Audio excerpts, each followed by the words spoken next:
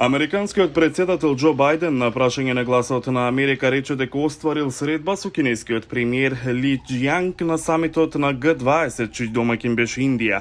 На пресконференцијата во Ханој Бајден рече дека отсуството на кинескиот председател Ши Џипинг од самитот Г20 може да биде резултат на економската криза во Кина.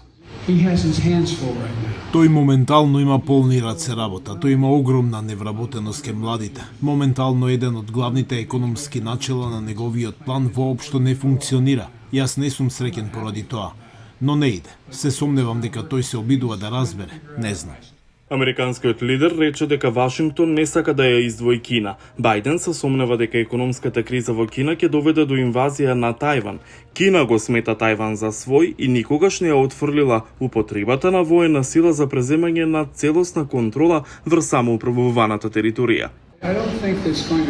Не мислам дека тоа ќе предизвика Кина да го нападне Тајван, а всушност спротивното е.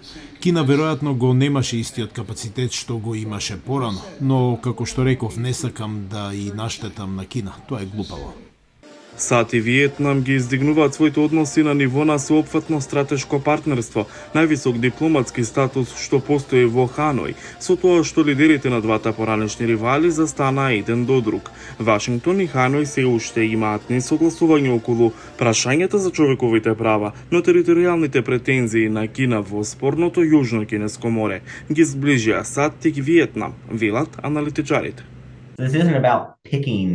Не станува збор за избор на САД, туку за зближување поради балансот со Кина. Во однос на ова прашање, Виетнам гледа кон Кина на ист начин како што и САД. Тоа е тоа.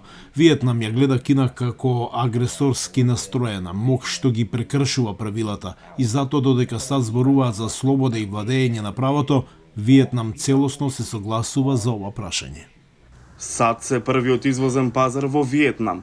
Посетата на Бајден исто така ќе ја потекне трговијата и инвестициите меѓу двете земји, бидејќи САД се обидуваат да изградат синџир на снабдување, што е помалку зависен од Кина.